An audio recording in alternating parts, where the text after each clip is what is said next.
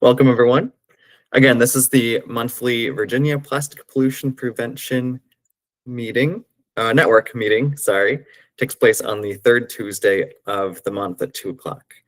And this is a way for people working on marine debris and plastic pollution across the state of Virginia to meet, to share resources, share events, network, just get to know each other. So please feel free to put your name and organization contact information in the chat so we can get to know each other, where we're from, and kind of what organizations we work with and what we do.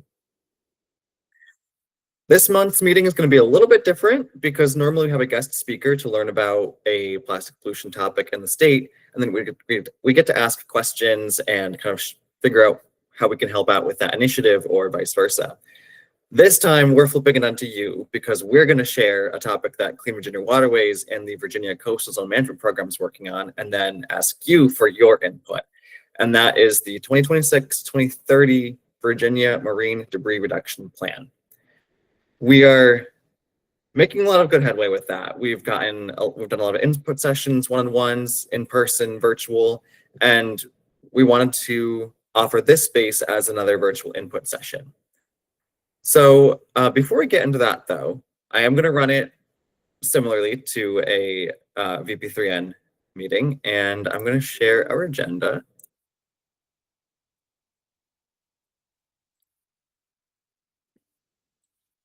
Once I manage to share the correct window, there's a lot.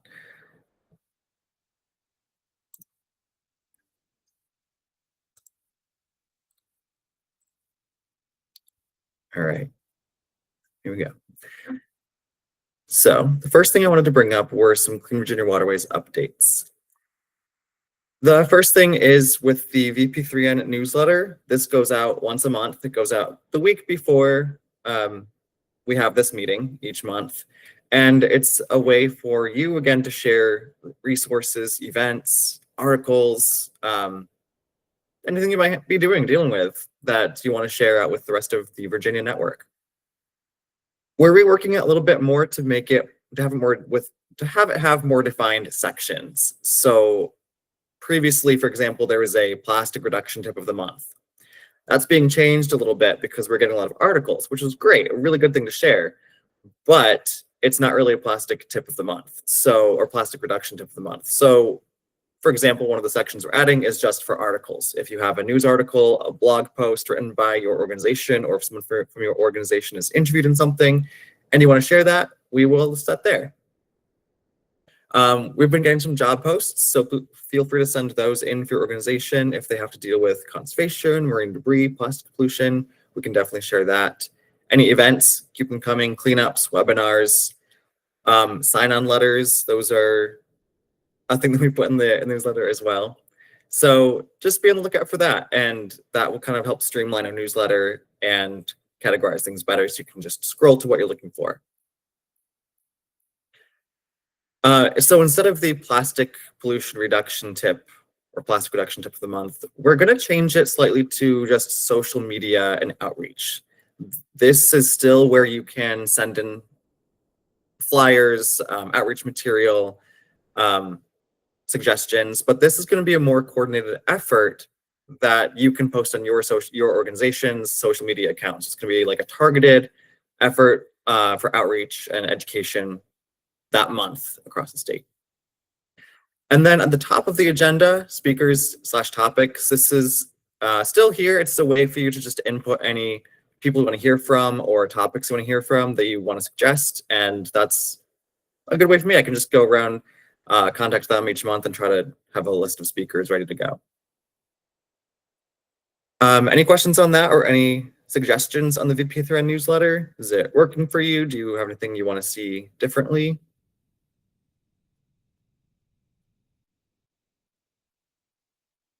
Cool. Feel free to email me afterwards, joseph@cleanvirginiawaterways.org. And Clean Virginia Waterways also has a few subgroups from the VP3N. These are more targeted campaigns we're working on. The first one is for the expanded polystyrene ban happening or coming into full effect July 1st, 2026. It's targeting food retailers and restaurants, businesses with fewer than 20 locations this time. So these are our small businesses that we don't want to have an economic hardship when they have to switch over from foam to a more sustainable alternative, or just a like plastic clamshell or something. Given that, though, we do want to encourage businesses to switch to a more sustainable alternative. So this work group on the second Friday of the month is a way for us to, again, share resources, help communicate with restaurants, and try to figure out how we can best offer resources and alternatives to these businesses so they have a somewhat cheap and seamless switch over from any foam packaging they may be using now. Our second subgroup focuses on a plastic bag fee. This, again, is a way to share resources, ask questions, find out the process of going county by county or locality by locality, and trying to get city councils and boards to pass a plastic bag fee. Virginia cities and counties are allowed to pass a 5-cent fee on plastic grocery bags. So come to this meeting on the first Wednesday of the month if you want to learn more, if you have any questions. And then even if you don't join these, I do have an ask for the expanded polystyrene phase out group. We have some campaigns, some sticker campaigns focused on or targeted towards businesses and towards consumers. But before we really send those out and spend all that money, we want to make sure that they are going to be effective. So if you have any connections with restaurants, please send the survey out to them. It doesn't matter if they're using foam or not. We just want to know what the barriers are to switching over from foam, what they need help with, if they'd like a free alternative supply kit, things like that. So we would really appreciate any and all input on that. We're also focusing on social media. We're trying to ramp that up from Clean Virginia Waterways side, including the VP3N Facebook page and LinkedIn.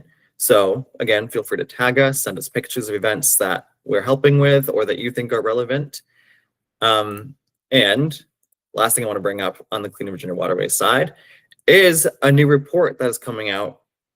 It's on a new webpage or new page on our website called Cost of Plastic. And this is going to talk about the ways that public taxpayer money is being used by the corporations going to kind of promote more plastic in the state.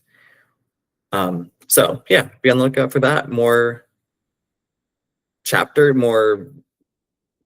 editions of it, I guess, will come out in the coming months. Any questions on that? Any of that? Or comments?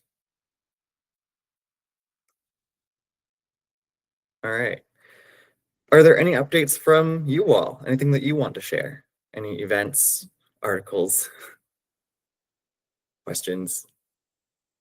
What's happening in your organizations?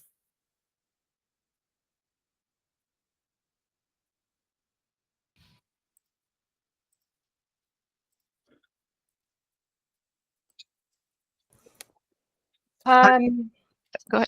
Sorry. I have a couple updates for right now. Sorry, I was like kind of doing a few things. I wanted to share with this group, Environment America, or I'm Ellie Wilson, sorry for anyone I don't know, with Environment Virginia. Environment America has currently been hosting a legislative briefing series that covers lots of different topics relating to the environment. But one that was done last week is one on plastic pellets in different ways in order to kind of get a handle on the pre-production plastic pellets issue. I was on and spoke about the legislative approaches that we could take, but we also heard from Texas, which is working on an administrative approach, and then Pennsylvania, which just settled a really big lawsuit that I think sets some really cool precedent in terms of how we can tackle this problem going forward. So I'd love to share in the chat, I'll share a link to that for anybody who wants to watch that. And then as far as other events going on, December, and I can share a link to this as well. December 4th, we're hosting a webinar on bottle bill legislation and like what that would look like in Virginia. I'm not thinking this year we're passing a bottle bill necessarily in Virginia, but it would really be great with this new administration to get the conversation started on really tackling our recycling issues and how to incentivize collection and growing recycling for easy to recyclable products in Virginia. So hopefully that can shed some light to some legislators as well as just advocates who are interested in kind of what's going on with recycling and how maybe we could improve things that can be recycled well. Awesome. Thank you, Ellie. That's really cool. I will please feel free to put the links in the chat and I'll share those in the notes as well. I am sharing the agenda, and so if you see any typos, I'll fix them before I get them out. I'm just trying to type quickly. Thank you. Any other updates? Hi, I'm Kristen from Plan RVA here in the Richmond region, and I've had for the last 6 months like competing 2 p.m. Meetings. I've been in a cohort, so I've not been able to join on. So it ended last month, and I'm excited to be here. I work on our Don't Trash Central Virginia campaign here.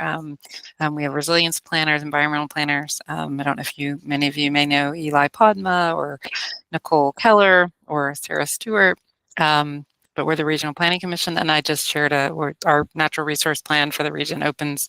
So anyone who lives, works, plays, enjoys natural resources in the Central Virginia or the Richmond region, please feel free to look at the plan. There's a new story map that actually was a NATO award winner. So there's some story map with different lenses to look at. But anyway, just excited to be here, and also I'm interested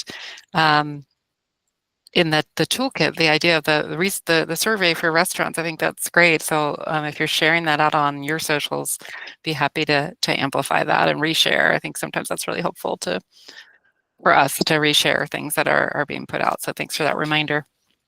Yeah, thank you so much, and thank you for being here. Yeah, finally. Yeah, Lisa. Hey, Joseph, it's great to see you.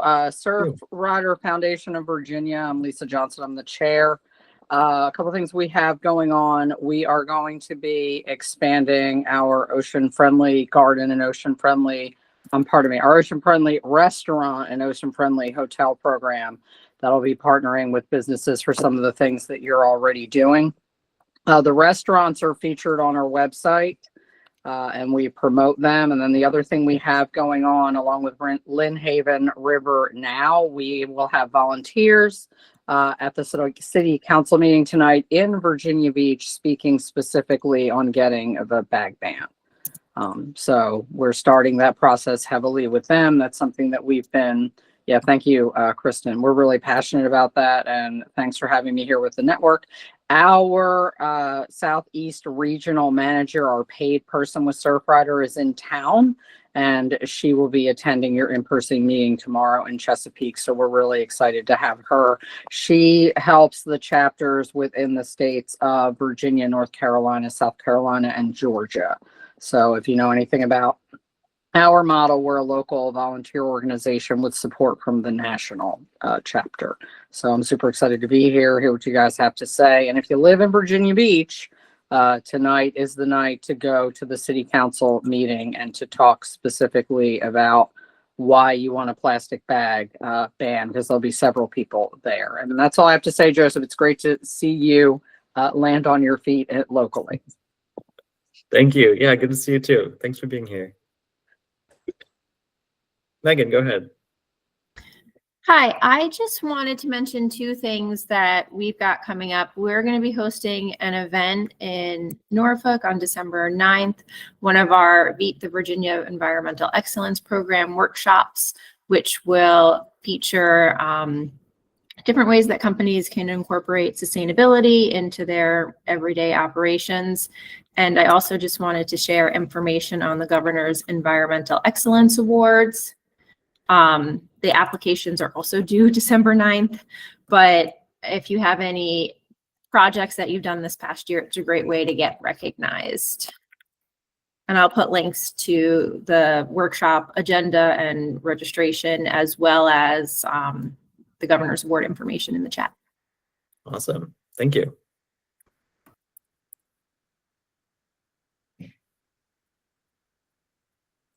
All right. So without further ado, I will introduce our guest speaker today, Will Isenberg. Will, do you have capability to share your screen? Yes, I Make do. you a co-host? Okay. Yeah. Thank you for being here. Will is going to present on the history of the Virginia Marine Debris Reduction Plan and the updates, the process, and what we're looking for from you today. Thanks, Will. Yeah. Can you all see my screen? Is it Yes. sharing? Great. Oh, good afternoon, everybody. Gotta remember what time it is. Great to see everybody here, and thanks for giving me the opportunity to talk about this plan on here, Joe and Zach. So yeah, my name is Will Isenberg. I'm a coastal planner with Virginia's Coastal Zone Management Program. We, for a long time, have been working with Clean Virginia Waterways and a whole host of partners across all of the state of Virginia. You're going to hear me having some geographic lines that I'm going to be discussing, but all over the state of Virginia to implement different marine debris reduction plans, come up with the actions in them. And so I'm going to use this presentation really as just kind of a context setter for the discussion on input here in a little bit on, what is the plan? How are we updating it? What's the purpose of the plan? Those kinds of things. And so to kind of put that more in linear form, I'll just start really quickly with a little bit of the history of the plan. Excuse me. Overview of the plan that includes, its purpose, its structure, and the reason for getting into its structure is that it's kind of organized in a certain way that helps you kind of see the different areas that we're trying to address these problems from. And so understanding the structure may help inform some of the input that you may be able to provide. And then lastly, I'll just go through our process for updating the plan. So looking into some background and purpose, it helps to zoom back a little bit. I'm here with the Coastal Zone Management Program. You may be wondering what exactly is our role in all of this? Where are we coming from? So just to give a little bit of background on our program, of which Virginia, who's also on this call, is a member of. And Megan is a member of, Megan Quinn. So our program and Plan RVA, geez, I could go on and on. Anyway, our program is what we call a networked program. So while I work at the Department of Environmental Quality and we are the lead agency, we're actually an intergovernmental program that's made up of 12 different state agencies and all the local governments in the coastal zone of Virginia. But the local governments we have represented by the planning district commissions, hence Plan RVA's role in our program, and working a lot with Eli and Sarah and all of them. So yeah, the reason that we have all these state agencies and local governments is that all of them, as you can kind of see on the image here on the screen, have different enforceable policies that protect coastal resources or manage coastal resources. And so because of that, that kind of is what makes up the entire program. And as you can imagine, when you have these things that are impacting or managing different resources in a whole region, there's a lot of need for talking kind of across silos or talking across programs. And that's really what we do with what we call our coastal policy team. It's really where we have the full representation from these 12 state agencies and all the local governments through the PDCs to come together and talk about these cross-cutting policy issues. We also get annual funding from NOAA to the tune of around $3 million every year. A good portion of that is matched 50-50, and so we're able to leverage a good bit there. But the reason that I bring that up is you may be wondering, how do you pull together a big intergovernmental group like that and do it just on goodwill? Well, while there is a lot of goodwill included in there, there's also some ways that we kind of help implement a lot of these programs that have these enforceable policies. So we have program funding that goes to some of these different state agencies. We also have program funding for kind of looking at these cross-cutting policy issues where, hey, something isn't working out well, let's all kind of get together and figure out how we can deal with that. And that brings us to the topic for today, marine debris. So marine debris is one of the areas that we've been working a good bit on over the past decade plus, because as you can imagine, when you think about marine debris, it is one of those things that impacts a number of different coastal resources from a number of different vantage points. It can have impacts on tourism, it can have impacts on natural resources, fisheries, navigation, et cetera, et cetera. So that's kind of why this is within our purview. Before I kind of get into the history of our work in this space and the planning effort that we'll be talking about. It's also helpful to understand kind of where Clean Virginia Waterways fits in here. Since the beginning of our program's work on marine debris, they've been our primary grantee for kind of those program improvements around how do we better manage marine debris, how do we better deal with it, how do we try and eliminate it. And so through that role, they have been really kind of the major coordinator and supporter of the Virginia Marine Debris Reduction Plan and its implementation. They are also, as you'll find out a little bit later, a partner or lead on various actions from the plan. And what that means is that they've just kind of also play a role in implementing specific parts of the plan, not just kind of herding all of the people working on this and helping us all go in a strategic direction. So if you could take away anything from this slide, we've had a partnership since the beginning of our work here with Clean Virginia Waterways, and they're our primary grantee for marine debris work. All right, getting onto the plan now and giving it a little bit of contextual history. So like I mentioned, we have this coastal policy team. We meet twice a year to kind of figure out where our program direction is going to go. And one of the things that we do every 5 years is look at, okay, where do we want to invest a certain portion of our funding to make big program improvements? And as part of that process, we identify some high priority areas that need addressing. And back in 2011, marine debris was first identified by the coastal program through the coastal policy team as a high priority area that we need to develop a strategy on, and we need to figure out a way of tackling. With those funds available and working with Clean Virginia Waterways, we held our first Marine Debris Summit back in 2013, which the main purpose of that was really just how are we going to address this big global problem from a state perspective? And so gathered a lot of input there, put that all together into what was effectively our first Virginia Marine Debris Reduction Plan. You'll see it there kind of in the middle-ish of the slide there. And that was back in 2014. So we spent a few years implementing that plan. And then when 2021 rolled around again, we still saying, yep, marine debris is a high priority issue. We have not solved it. There's a lot left to do, and we need to keep working on this. And around the same time, at the Mid-Atlantic level, NOAA was working with partners throughout the region to put together the Mid-Atlantic Marine Debris Action Plan. And so that was kind of seen as an opportunity to join up our two efforts and try and make them speak well together and support each other. And so you'll see on the far right there, our 2021 to 2025 Marine Debris Reduction Plan. That was modeled or restructured around the structure that was in the Mid-Atlantic Plan. They both came out around the same time, and so there's a lot of shared actions between the two. But when we get into kind of the plan structure in a little bit, you'll see kind of what was inherited from that process then. Since, you know, this is, again, a global problem, and working at the regional level, it's important to kind of scale up our efforts and share our knowledge across the region and beyond.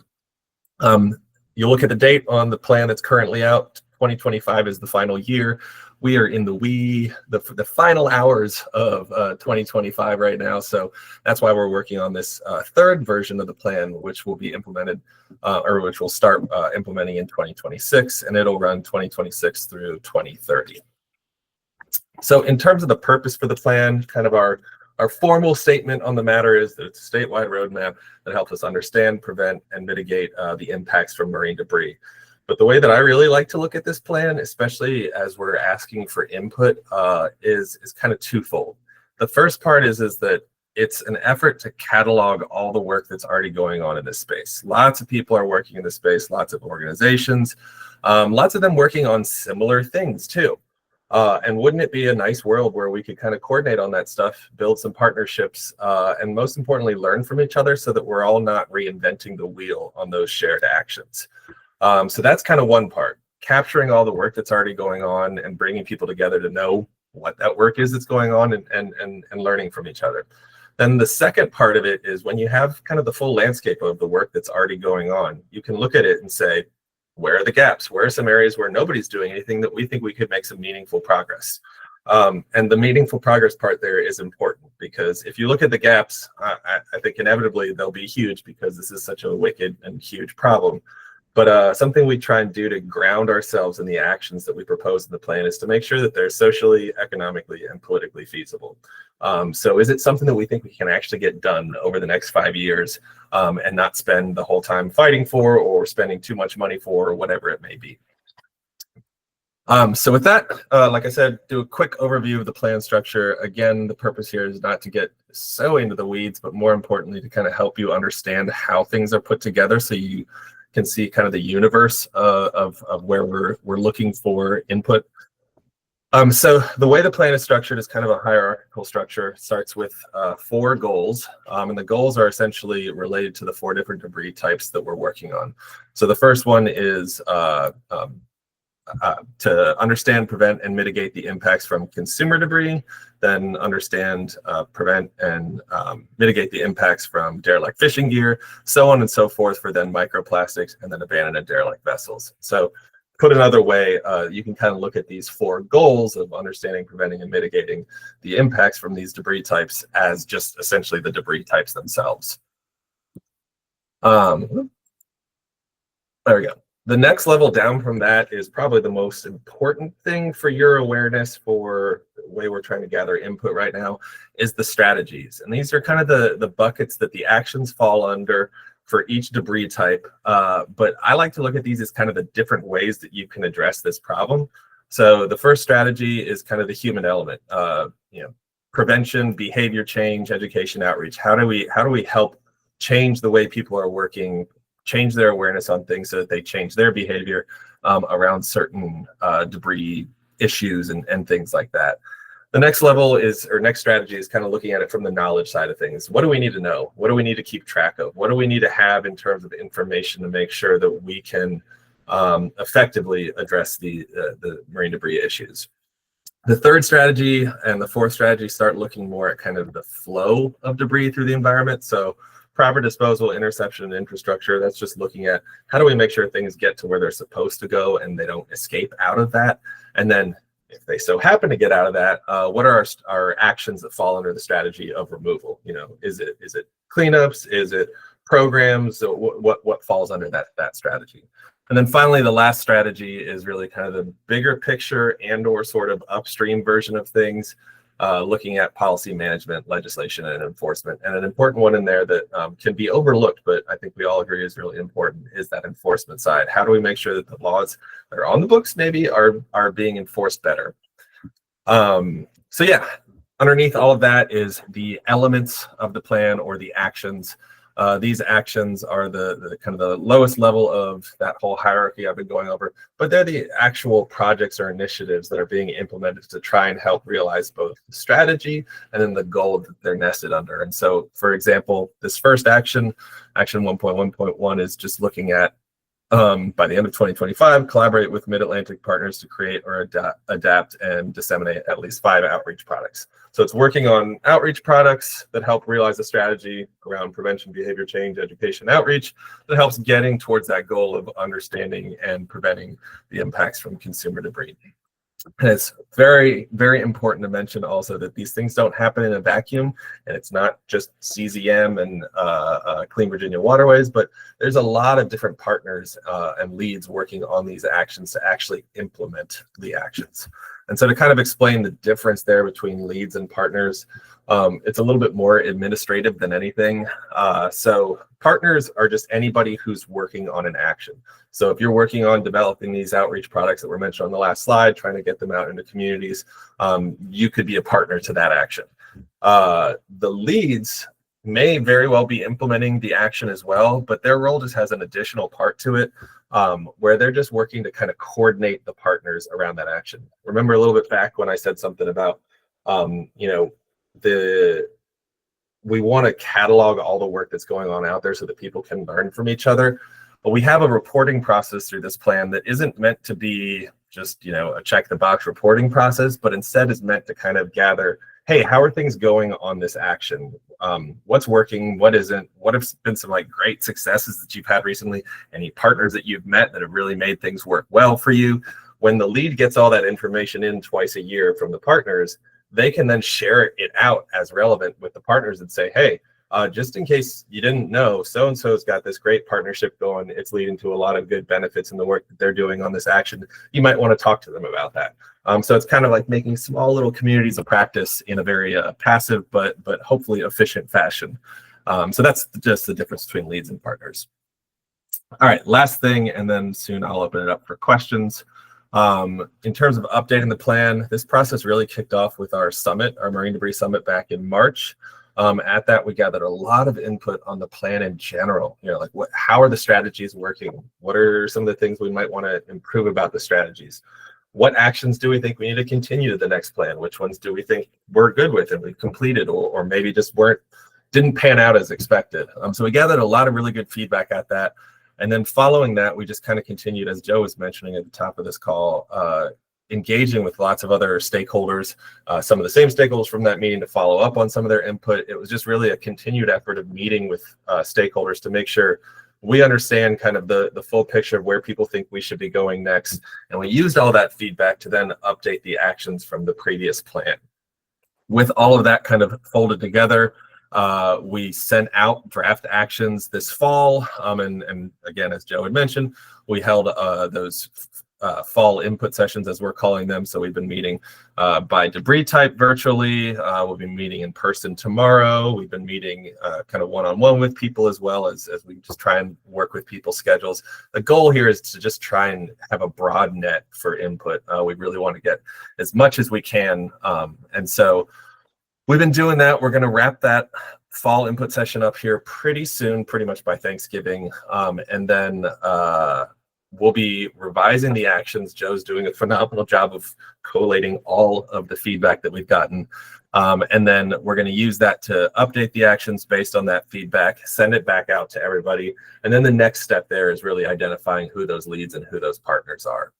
So again, like I said, the plan timeline is looking 2026 to 2030. And so our goal is to have this all completed sometime in early 2026 so we can start implementing the actions in that calendar year. Last, I think second to last slide. Yeah. Just in terms of the kind of input that we're looking for here, really the sky's the limit. Whatever you want to share, we want to hear. But if you're looking for a little bit of direction, we kind of thought these questions help drive that a little bit. One of the very important parts here, again, back to that, just cataloging everything that's already going on. Have we captured work that you're doing in this space? If you don't see work that you're doing in this space on our draft actions, please let us know. It'd be a good way of making sure that we have that documented so people can know, you can have that recognized, and who knows, maybe if you're trying to apply for funding, you can point to that and say, hey, look, that's a part of a statewide planning effort. Also, what are the types of problems that you regularly see? So, if there's certain things where you don't really have an action formulated, maybe this can help get towards that. What are some of the biggest challenges you face for doing this type of work? Have we captured the work that you're doing in this space? Apologies for that. And then really more, when you look at all the actions together, what do you see is missing? Is there anything missing? Is there any action that you think, hey, this is something we all really need to be working on that we're not working on right now? So apologies for that mistake. I've been giving this presentation too many times. I think I swapped the wrong slide in here. But anyway, with that, I'm happy to take any questions. The QR code here on the right is for the draft actions. So if you want to take a look at those, if you haven't already gotten the link. But yeah, happy to take any questions at this point in time.